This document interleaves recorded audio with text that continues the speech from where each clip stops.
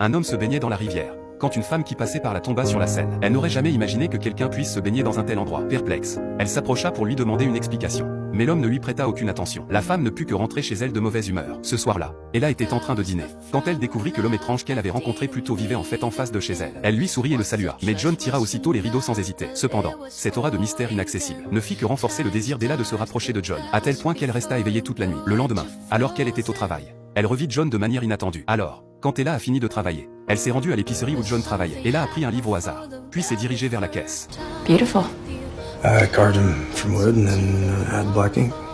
Bien qu'elle ait réussi à engager la conversation, John est resté froid et distant. Mais elle n'était pas prête à abandonner, déterminée à réessayer lorsque l'occasion se présenterait. Cependant, un ami a averti Ella de bien fermer ses portes et fenêtres à clé la nuit. En effet, des rumeurs circulaient dans toute la ville, selon lesquelles le nouveau venu était un fugitif. Cela obligea Ella à réprimer temporairement ses sentiments. Un jour, alors qu'elle désherbait son jardin, Ella eut du mal à démarrer sa tondeuse à gazon. À ce moment-là, John s'approcha, se plaignant que le bruit perturbait son sommeil. Il se mit alors à démarrer la tondeuse lui-même. Il lança un regard dédaigneux à Ella, puis se retourna sans un mot pour s'occuper de la pelouse. Seriously, you can't cut my grass.